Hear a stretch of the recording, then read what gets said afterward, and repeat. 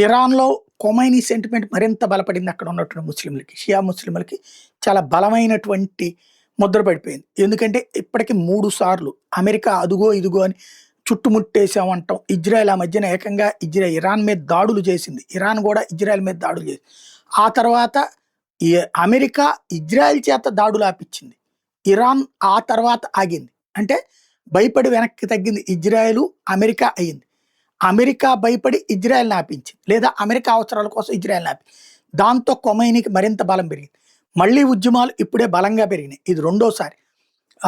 America అధ్యక్షుడు స్వయంగా మీరు ఎదురు తిరగండి, ప్రభుత్వ కార్యాలయాలు స్వాధీనం చేసుకోండి, మీ వెనకాల మేము ఉంటాం అని చెప్పాడు. దాన్ని నమ్మి ప్రాణాలకి తెగించి ముందుకొచ్చినటువంటి ఉద్యమకారుల్ని ఊచకోత కోసింది ఇరాన్ ప్రభుత్వం. దాన్ని కంట్రోల్ చేస్తాం, దాని సంగతి తేలుస్తామని మేకపోతు గాంభీర్య ప్రకటనలు చేసుకొచ్చాడు ట్రంప్. సీన్ కట్ చేస్తే ఇప్పుడు వెనక్కి తగ్గాడు.